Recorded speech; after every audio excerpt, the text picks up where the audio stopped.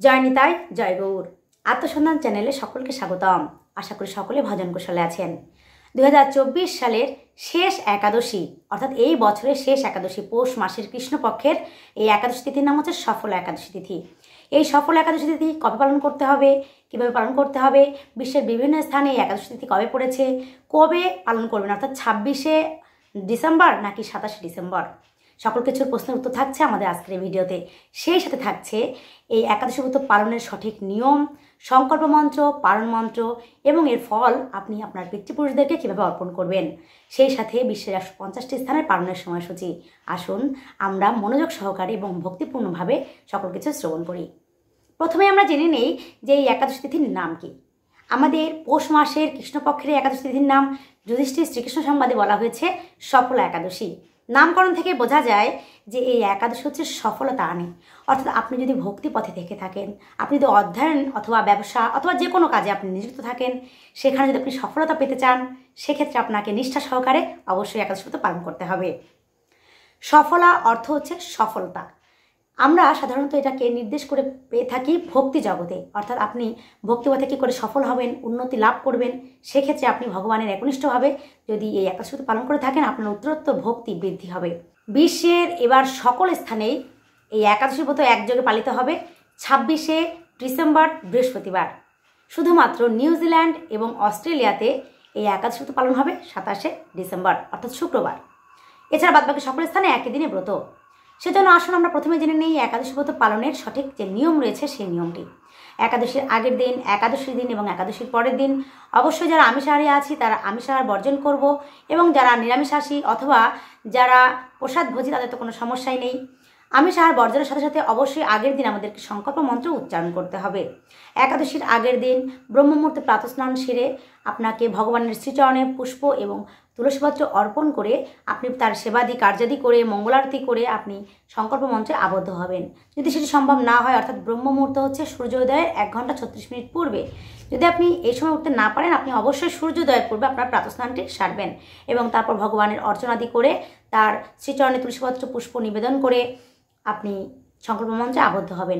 এরপর একাদশীর পরের দিন আপনি একইভাবে ব্রহ্মমুহূর্তে প্রাতঃস্নান সারবেন এবং ভগবানের শ্রীচরণে পুষ্পাদি এবং বিভিন্ন গন্ধদ্রব্য সেই সাথে তুলসীপত্র অর্পণ করবেন এবং আপনার একাদশীর যে দিনটি সেটি শুরু হয়ে যাবে। একাদশীতে বিশেষ নিয়ম হচ্ছে পঞ্চরবি শস্য বর্জন করা, অর্থাৎ অধিক পরিমাণ ভজন এবং স্বল্প পরিমাণ ভোজন করতে হবে। অর্থাৎ খাবারের দিকে আপনাকে খেয়াল রাখতে হবে যে নির্দিষ্ট কিছু খাবার আমি গ্রহণ করব, কিন্তু খুব অল্প পরিমাণ। একাদশীর নিয়মও কিন্তু 3 রকম রয়েছে। অল্প আহার, অর্থাৎ আপনি ফল এবং জল গ্রহণ করে একাদশী করতে পারেন। নিরাহার, অর্থাৎ জল ব্যতীত আপনি একাদশী ব্রত পালন করতে পারেন। আর অল্প কিছু সবজি রন্ধন করে আপনি একাদশী ব্রত পালন করতে পারেন।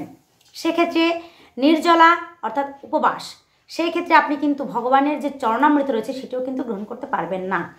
আর ফল এবং জল গ্রহণ করলে সেক্ষেত্রে আপনি শুধুমাত্র ফল এবং জল, সেক্ষেত্রে আপনি দুগ্ধও গ্রহণ করতে পারবেন না, অর্থাৎ আগুনের যে কোনো কিছু আপনি গ্রহণ করতে পারবেন না, শুধু ফল এবং জল। আর এছাড়া রয়েছে শাকাহার, সেটি হচ্ছে কি কিছু সবজি আছে, সেই সবজিগুলো আপনি ঘৃত অথবা সূর্যমুখী তেল, বাদাম তেল অথবা অলিভ অয়েল দিয়ে রন্ধন করে সেটি আপনি ভগবানকে, অথবা অবশ্যই সন্দব লবণ ব্যবহার করতে হবে, হলুদ ব্যতীত, সেটি আপনি ভগবানকে তুলসীপত্র যোগে আপনি নিবেদন করলেন, সেটি প্রসাদ রূপে আপনি গ্রহণ করতে পারেন। এই হচ্ছে আহারের বিধি। এর মধ্যে অনেকেই বলতে পারেন যে আর কি খাওয়া যাবে, অনেক কিছুই খাওয়া যাবে। আপনি বিভিন্ন সবজি ফ্রাই করে খেতে পারেন, তারপর আপনি বিভিন্ন বাদাম এগুলো খেতে পারেন, কিন্তু খাওয়ার দিকটা থেকে আপনাকে কিন্তু ভজনের দিকে বেশি মনোনিবেশ করতে হবে। পঞ্চরবি শস্য একাদশীতে বর্জন করতে হবে, এটি বিশেষভাবে নির্দেশিত রয়েছে, কারণ একাদশীতে সবচেয়ে বেশি প্রাধান্য দেওয়া হচ্ছে পঞ্চরবি শস্য বর্জনের ক্ষেত্রে। পঞ্চরবি শস্য কী কী? সকল ধান জাতীয় কিছু, সকল গম জাতীয় কিছু, সকল ডাল জাতীয় কিছু, সকল তেল জাতীয় কিছু এবং সকল জব জাতীয় কিছু। এর মধ্যে ওটস, চিয়া সিড, হরলিক্স সকল কিছুই কিন্তু পড়ে। অনেকে বলে থাকেন যে সাবুদানা খাওয়া যাবে কিনা, সেক্ষেত্রে সাবুদানা আপনি গ্রহণ করতে পারেন, তবে সাবুদানা যদি সঠিক জায়গা থেকে সঠিকভাবে তৈরিকৃত হয় সেটি গ্রহণ করতে পারেন। এছাড়া একাদশীতে বেশি বেশি ভজনের কথা বলা হয়েছে। ভজন কিভাবে বেশি বেশি করা যায়? সারা দিনটি আপনি ভগবানের সাথে সংশ্লিষ্ট যে সকল কাজগুলো রয়েছে সেগুলো করবেন, অর্থাৎ বিভিন্ন শাস্ত্র অধ্যয়ন, শ্রীমদ্ ভগবদ গীতা, শ্রীমদ্ ভাগবতম, চৈতন্য চরিতামৃত, এরকম মানে ভগবানের যে সকল লীলা গ্রন্থাদি রয়েছে, ভক্ত মাল গ্রন্থ রয়েছে, সেগুলো আপনি পাঠ করবেন অথবা শ্রবণ করবেন, অথবা হরিবাসরে গিয়ে আপনি সংকীর্তন করবেন। সারা দিনটি ভগবানকে স্মরণ করবেন এবং ভজন করবেন মুখে। যদি আপনি শ্রবণের ব্যবস্থা থাকে সেক্ষেত্রে শ্রবণ করলেন, নাহলে আপনি মুখে ভগবানকে সারাদিন আপনি ডাকতে পারেন। এছাড়া বেশি বেশি মালা জপ করতে হবে, অর্থাৎ আপনি প্রতিদিন যদি 4 মালা করেন অথবা 8 মালা করেন অথবা 16 মালা করেন অথবা আরও বেশি করেন, সেক্ষেত্রে একাদশী দিন কিন্তু আপনাকে অবশ্যই আরও বেশি মালা করা উচিত। ভগবানকে বিশেষভাবে সেবা পূজা করতে পারেন, সেক্ষেত্রে ভগবানকে অবশ্যই একটি পুষ্পমালা প্রদান করতে পারেন। ভগবানকে আপনি তুলসী কাষ্ঠের যে প্রদীপ সেটা নিবেদন করতে পারেন, সেটাতে আরতি করতে পারেন, বিভিন্ন ধূপ গন্ধ এগুলো দিয়ে আপনি ভগবানের আরতি করতে পারেন। ভগবানকে অবশ্যই একাদশী দিন একটি লাল বস্ত্র পরিধান করাবেন। এভাবে আপনি কিন্তু ভগবানের বিভিন্ন বিশেষ বিশেষ সেবা কার্যাদি করতে পারেন। একাদশীতে তুলসী সেবা হচ্ছে বিশেষভাবে কার্যকর করতে হবে, অর্থাৎ তুলসী দেবীর সেবা প্রদানের মাধ্যমে ভগবানের প্রতি যে ভক্তি রয়েছে সেটি বৃদ্ধি পায়। তুলসী দেবীকে জল সিঞ্চন করতে হবে, প্রদক্ষিণ করতে হবে এবং তুলসী দেবীকে আরতি প্রদান করতে হবে। পারলে তুলসী দেবীকে একটি পুষ্পমালা অর্পণ করতে হবে। তুলসী দেবীকে জল সিঞ্চন করা যায় না, একাদশী দেবীর অর্থাৎ একাদশী উপবাস করেন তুলসী দেবী, এরকম অনেকের ভ্রান্ত ধারণা রয়েছে, কিন্তু না, তুলসী দেবীকে 365 দিনই জল সিঞ্চন করা যায়। আমরা যখন তুলসী দেবীকে জল সিঞ্চন করে থাকি তখন বলি হচ্ছে কি, স্নাপায়ামি জগদ্ধাত্রী কৃষ্ণ ভক্তি প্রদায়িনী, অর্থাৎ ওম গোবিন্দ বলভাম দেবীং ভক্ত চৈতন্য কারিণীম স্নাপায়ামি জগদ্ধাত্রী কৃষ্ণ ভক্তি প্রদায়িনীম, অর্থাৎ তুলসী মহারানী তোমাকে আমি জল সিঞ্চন করছি, স্নান সেবা দিচ্ছি, তুমি আমাকে কৃষ্ণ ভক্তি প্রদান করো। এটা বছরে 365 দিনই করা যায়। কোনো দিন রবিবার, অমাবস্যা, পূর্ণিমা, একাদশী, দ্বাদশী কোনো কিছুতে এটা কিন্তু কোনো বাধা নিষেধ নেই। সেজন্য বিশেষভাবে অবশ্যই তুলসী দেবীকে সেবা প্রদান করতে হবে এবং তুলসী দেবীকে প্রদক্ষিণ করতে হবে। এছাড়া একাদশীতে মিথ্যাচার, পরনিন্দা, পরচর্চা, মৈথুন কার্য এসকল দূরে থাকতে হবে, এসব থেকে দূরে থাকতে হবে, এগুলোর মধ্যে যাওয়া যাবে না।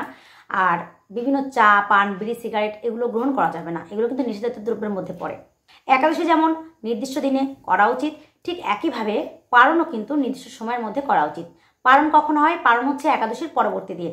একাদশীর সংকল্প করে আপনি একাদশী করলেন, একাদশী সম্পন্ন করলেন এবং পরবর্তী দিন পারণের মাধ্যমে আপনার এই ব্রতটির সমাপন হলো। আসুন এখন আমরা সকল মন্ত্রটি জেনে নেই। প্রথমে জেনে নেই সংকল্প মন্ত্রটি। একাদশীর পূর্ব দিনে আমরা সংকল্প মন্ত্র উচ্চারণ করব। ওম একাদশাঙ্গি নিরাহার স্থিতা অহম পরেহানি ভক্ষামি পুণ্ডরিকাক্ষ শরণামে ভবাচিত। এই মন্ত্রটি আমরা 3 বার উচ্চারণ করব। তার মাধ্যমে আমরা ভগবানের নিকট সংকল্পবদ্ধ হব।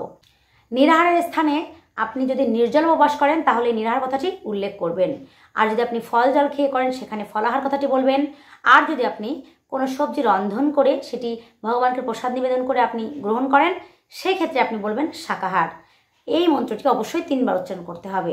এই সংকল্প মন্ত্রটি আপনি কখন উচ্চারণ করবেন? একাদশীর পূর্ব দিনে অবশ্যই ব্রহ্মমুহূর্তে প্রাতঃস্নান সেরে অথবা সূর্য উদয়ের পূর্বে প্রাতঃস্নান সেরে ভগবানের সেবা কার্যাদি করে মঙ্গল আরতির পর এবং তার সকল কার্য শেষ করার পর, সেবা কার্যাদি সকল কিছু শেষ করার পর এই সংকল্প মন্ত্রটি 3 বার উচ্চারণ করবেন। এবার আসি একাদশীর পারণের মন্ত্রে। একাদশীর পারণ মন্ত্র হচ্ছে একাদশীর সমাপন হওয়ার মন্ত্র, অর্থাৎ এই মন্ত্র উচ্চারণের পর আপনি একাদশী তিথি আর থাকলো না, আপনি আর একাদশী প্রত্যয় থাকলেন না, এটা সমাপন হয়ে গেল।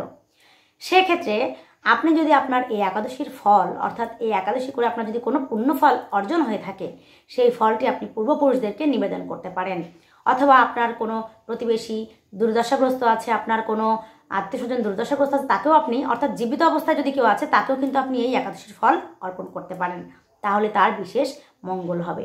আর এই একাদশীর ফল অর্পণ করলে কিন্তু আপনার একাদশীর ফল কমে যাবে না, আপনার এটি আরও বৃদ্ধি হবে। তো একাদশীর ফল অর্পণের যে মন্ত্র সেটি উচ্চারণের পর আমরা একাদশীর পারণ মন্ত্র বলবো। যদি আমরা ফল অর্পণ করতে না চাই সেক্ষেত্রে শুধু পারণ মন্ত্র বললেই হবে।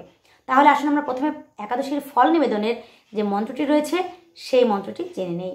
ইদম সফলা একাদশী ব্রত ফলম সর্বেশম অমুক গোত্রস্যায় অমুক নাম অর্পণমস্তু। এই যে অমুক গোত্রস্য অমুক নামও বললাম না, এই স্থানটিতে আপনি যাকে অর্পণ করছেন তার নাম এবং গোত্রটি উল্লেখ করবেন এবং অর্পণমস্তু বলে শেষ করবেন। এই মন্ত্রটিও কিন্তু আপনাকে 3 বার উচ্চারণ করতে হবে। এরপরে আপনি পারণ মন্ত্র উচ্চারণ করবেন।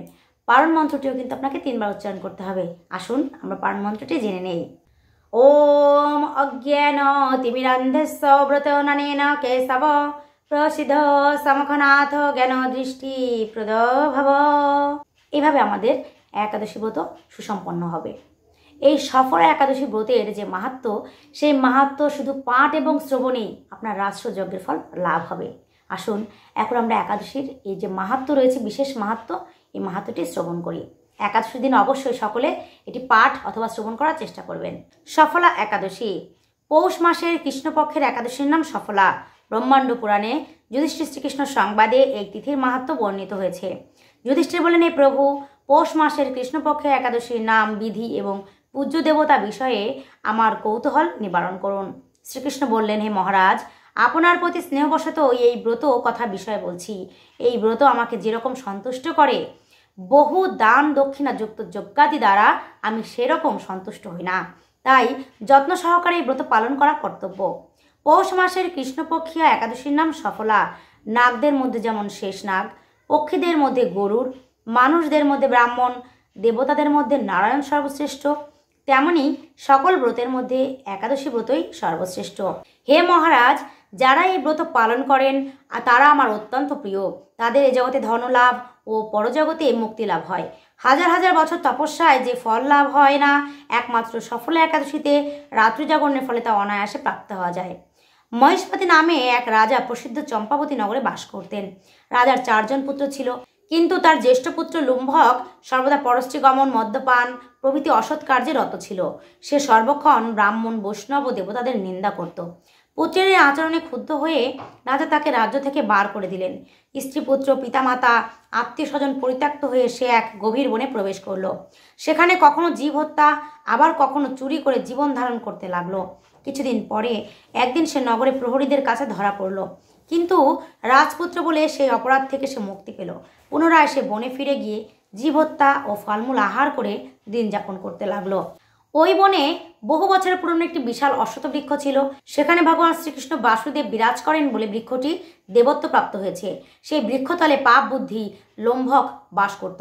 বহুদিন পর তার পূর্বজন্মের কোনো পুণ্য ফলে সে পৌষ মাসের দশমী দিনে কেবল ফল আহারী দিন অতিবাহিত করল।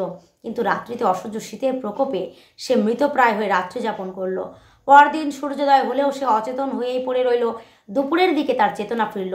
ক্ষুধা নিবারণের জন্য সে অতি কষ্টে কিছু ফল সংগ্রহ করলো। এরপর সেই বৃক্ষতলে এসে পুনরায় বিশ্রাম করতে থাকলো। রাত্রিতে খাদ্যাভাবে সে ক্রমশ দুর্বল হয়ে পড়ল। সে প্রাণ রক্ষার্থে ঈশ্বরের উদ্দেশ্যে ফলগুলি নিয়ে, হে ভগবান, আমার কি গতি হবে বলে অশ্রুপাত করতে করতে সেই বৃক্ষমূলে, হে লক্ষ্মীপতি নারায়ণ, আপনি প্রসন্ন হন বলে নিবেদন করলো। এইভাবে সে অনাহারে ও অনিদ্রায় সেই রাত্রি যাপন করলো। ভগবান নারায়ণ সে পাপী লুম্ভকে রাত্রি জাগরণকে একাদশীর জাগরণ এবং ফল অর্পণকে পূজা বলে গ্রহণ করলেন। এইভাবে অজ্ঞাতসারী লুম্ভকের সফল একাদশী ব্রত পালন হয়ে গেল। প্রাতকালে আকাশে দৈববাণী হলো, হে পুত্র, তুমি সফলা ব্রতের পূর্ণ প্রভাবে রাজ্যপ্রাপ্ত হবে। সেই দৈববাণী শোনামাত্র লুম্ভক দিব্যরূপ লাভ করলো। তার পাপ বুদ্ধি দূর হলো। সে পুনরায় নিষ্কণ্টক রাজ্য লাভ করলো। স্ত্রী পুত্র সহ কিছুকাল রাজ্য সুখ ভোগের পর পুত্রের ওপর রাজ্যের ভার দিয়ে সে সন্ন্যাসাশ্রম গ্রহণ করলো। অবশেষে মৃত্যুকালে সে অশোকভাবে ভগবানের কাছে ফিরে গেল। হে মহারাজ, এভাবে সফলা একাদশী যিনি পালন করেন তিনি জাগতিক সুখ ও পরে মুক্তি লাভ করেন। এই ব্রতে যারা শ্রদ্ধাশীল তাঁরাই ধন্য, তাদের জন্ম সার্থক, এতে কোনো সন্দেহ নেই। এই ব্রত পাঠ ও শ্রবণে মানুষের রাষ্ট্রীয় যজ্ঞের ফল লাভ হয়। বলি একাদশী তিথি কি যায়, সফলা একাদশী তিথি কি যায়, সফলা একাদশী তিথি পালনকারী ভক্তবৃন্দ কি যায়। সুতরাং আমরা দেখলাম যে সফলা একাদশীর কি মাহাত্ম্য, যে পাঠ এবং শ্রবণের ফলে শুধুমাত্র কি রাষ্ট্রীয় যজ্ঞের ফল লাভ করা যায়। তো সকলে অবশ্যই শুদ্ধ চিত্তে এবং ভক্তি সহকারে একাদশী ব্রত পালন করবেন। আপনি আপনার পরিবার পরিবর্গজন, আত্মীয় স্বজন, বন্ধু বান্ধব সকলকে উৎসাহিত করবেন এই একাদশী ব্রত পালন করার। আসুন এখন আমরা বিশ্বের 150টি স্থানের পালনের সময়সূচি জেনে নেই। বাংলাদেশে ব্রত পালন করতে হবে 26শে ডিসেম্বর এবং পালন পরবর্তী দিন 27শে ডিসেম্বর সকাল 7:42 থেকে 10:06। পশ্চিমবঙ্গ 7:12 থেকে 9:50, দিল্লি 7:12 থেকে 10:38, বৃন্দাবন 7:12 থেকে 10:36, উত্তরপ্রদেশ 7:12 থেকে 10:23, মুম্বাই 7:12 থেকে 10:49, পুনে 7:12 থেকে 10:45, নাগপুর 7:12 থেকে 10:26, চেন্নাই তামিলনাড়ু 7:12 থেকে 10:16, ভুবনেশ্বর ওড়িশা 7:12 থেকে 9:58, ঝাড়খণ্ড 7:12 থেকে 10:02, বিহার 7:12 থেকে 10:02, ছত্তিশগড় 7:12 থেকে 10:14, শিলং মেঘালয় 7:12 থেকে 9:38, গুয়াহাটি আসাম 7:12 থেকে 9:39, আগরতলা ত্রিপুরা 7:12 থেকে 9:39, মিজোরাম 7:12 থেকে 9:31, মণিপুর 7:12 থেকে 9:29, নাগাল্যান্ড 7:12 থেকে 9:27, অরুণাচল প্রদেশ 7:12 থেকে 9:33, সিকিম 7:12 থেকে 9:53, উত্তরাখণ্ড 7টা 12 থেকে 10টা 32, হিমাচল প্রদেশ 7টা 19 থেকে 10টা 41, পাঞ্জাব 7টা 24 থেকে 10টা 47, হরিয়ানা 7টা 17 থেকে 10টা 43, রাজস্থান 7টা 21 থেকে 10টা 51, গুজরাট 7টা 22 থেকে 10টা 56, মধ্যপ্রদেশ 7টা 12 থেকে 10টা 30, হায়দ্রাবাদ তেলেঙ্গানা 7টা 12 থেকে 10টা 26, বিশাখাপত্তনম অন্ধ্রপ্রদেশ 7টা 12 থেকে 10টা 7, গোয়া 7টা 12 থেকে 10টা 42, ব্যাঙ্গালোর কর্ণাটক 7টা 12 থেকে 10টা 27, কেরালা 7টা 12 থেকে 10টা 29, জম্মু কাশ্মীর 7টা 31 থেকে 10টা 51, আন্দামান নিকোবর 7টা 12 থেকে 9টা 26, নেপাল 7টা 27 থেকে 10টা 20, ভুটান 7টা 42 থেকে 10টা 18, শ্রীলঙ্কা 7টা 12 থেকে 10টা 14, মালদ্বীপ 6টা 42 থেকে 10টা 8, মায়ানমার 8টা 12 থেকে 10টা 17, পাকিস্তান 7টা 11 থেকে 10টা 29, মালয়েশিয়া 9টা 42 থেকে 11টা 14, সিঙ্গাপুর 9টা 42 থেকে 11টা 5, ইন্দোনেশিয়া 8টা 42 থেকে 9টা 48, ব্রুনেই 9টা 42 থেকে 10টা 22, থাইল্যান্ড 8টা 42 থেকে 10টা 25, কম্বোডিয়া 8টা 42 থেকে 10টা 6, ভিয়েতনাম 8টা 42 থেকে 10টা 9, ফিলিপাইন 9টা 42 থেকে 10টা 4, তাইওয়ান 9টা 42 থেকে 10টা 9, জাপান 10টা 42 থেকে 10টা 57, দক্ষিণ কোরিয়া 10টা 42 থেকে 10টা 57, মঙ্গোলিয়া 9টা 42 থেকে 11টা 29, বেইজিং চীন 9টা 42 থেকে 10টা 42, হংকং 9টা 42 থেকে 10টা 36, অস্ট্রেলিয়া বৌদ্ধ পালন করতে হবে 27 ডিসেম্বর এবং পালন পরবর্তী দিন অর্থাৎ 28শে ডিসেম্বর 5টা 49 থেকে 7টা 59, নিউজিল্যান্ড 27শে ডিসেম্বর পালন করতে হবে পালন পরবর্তী দিন 5টা 48 থেকে 9টা 59, দুবাই আবুধাবি 26শে ডিসেম্বর একাদশী ব্রত এবং পালন পরবর্তী দিন সকাল 7টা 4 থেকে 10টা 34, সৌদি আরব 6টা 35 থেকে 10টা 8, বাহরাইন 6টা 23 থেকে 9টা 53, কুয়েত 6টা 41 থেকে 10টা 6, কাতার 6টা 17 থেকে 9টা 49, ওমান 6টা 46 থেকে 10টা 20, জর্দান 6টা 35 থেকে 9টা 56, লেবানন 6টা 41 থেকে 10টা, সাইপ্রাস 6টা 53 থেকে 10টা 9, রাশিয়া 8টা 59 থেকে 11টা 20, ফিনল্যান্ড 9টা 25 থেকে 11টা 22, সুইডেন 8টা 45 থেকে 10টা 47, নরওয়ে 9টা 19 থেকে 11টা 18, ডেনমার্ক 8টা 39 থেকে 11টা, ইউক্রেন 7টা 58 থেকে 10টা 38, গ্রিস 7টা 39 থেকে 10টা 50, রোমানিয়া 7টা 51 থেকে 10টা 48, পোল্যান্ড 7টা 45 থেকে 10টা 19, হাঙ্গেরি 7টা 31 থেকে 10টা 20, ক্রোয়েশিয়া 7টা 36 থেকে 10টা 30, অস্ট্রিয়া 7টা 44 থেকে 10টা 32, চেক রিপাবলিক 8টা থেকে 10টা 42, ইটালি 7টা 36 থেকে 10টা 39, মাল্টা 7টা 11 থেকে 10টা 25, জার্মানি 8টা 17 থেকে 10টা 50, সুইজারল্যান্ড 8টা 15 থেকে 11টা 6, ফ্রান্স 8টা 43 থেকে 11টা 29, নেদারল্যান্ড 8টা 50 থেকে 11টা 24, বেলজিয়াম 8টা 44 থেকে 11টা 20, স্পেন 8টা 36 থেকে 11টা 43, পর্তুগাল 7টা 53 থেকে 11টা 3, লন্ডন 8টা 6 থেকে 10টা 43, আয়ারল্যান্ড 8টা 40 থেকে 11টা 10, মালি পশ্চিম আফ্রিকা 6টা 51 থেকে 10টা 39, নাইজেরিয়া 6টা 43 থেকে 10টা 35, মিশর 6টা 49 থেকে 10টা 14, লিবিয়া 8টা 8 থেকে 11টা 28, সুদান 6টা 14 থেকে 9টা 58, ইথিওপিয়া 6টা 38 থেকে 10টা 30, উগান্ডা 6টা 47 থেকে 10টা 49, কঙ্গো 5টা 48 থেকে 9টা 56, অ্যাঙ্গোলা 5টা 49 থেকে 10টা 1, সাউথ আফ্রিকা 4টা 55 থেকে 9টা 36, মরিশাস 5টা 42 থেকে 9টা 57, সেশেলস পূর্ব আফ্রিকা 6টা 7 থেকে 10টা 15, নিউ ইয়র্ক যুক্তরাষ্ট্র 7টা 19 থেকে 10টা 24, কানেকটিকাট 7টা 16 থেকে 10টা 20, নিউ জার্সি 7টা 19 থেকে 10টা 26, ওয়াশিংটন ডিসি 7টা 25 থেকে 10টা 34, নর্থ ক্যারোলিনা 7টা 28 থেকে 10টা 43, জর্জিয়া 7টা 35 থেকে 10টা 55, ফ্লোরিডা 7টা 21 থেকে 10টা 13, ফ্লোরিডা 7টা 21 থেকে 10টা 48, ওহাইও যুক্তরাষ্ট্র 7টা 53 থেকে 11টা, টেনেসি 6টা 53 থেকে 10টা 8, মিশিগান 8টা 16 থেকে 11টা 14, শিকাগো 7টা 17 থেকে 10টা 20, ডালাস টেক্সাস 7টা 28 থেকে 10টা 48,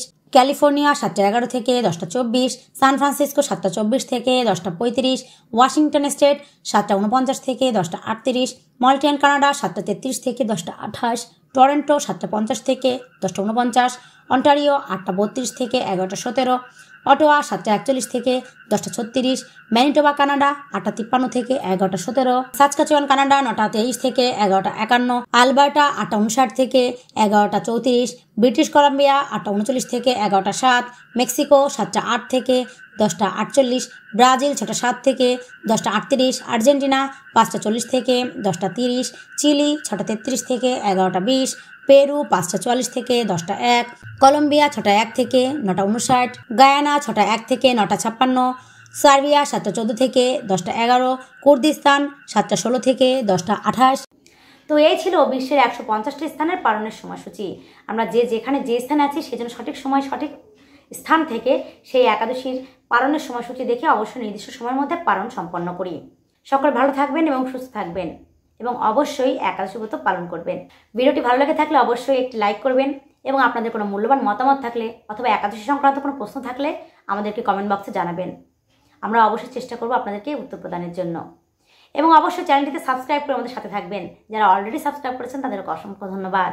এবং বেশি বেশি শেয়ার করে এই ভক্তিমূলক কথা, একাদশী ব্রত পালনের যে নিয়ম সকলকে দেখার সুযোগ করে দেবেন। কৃষ্ণ কথা প্রচারে অবশ্যই সামিল হন। জয় নিতাই, জয় গৌর।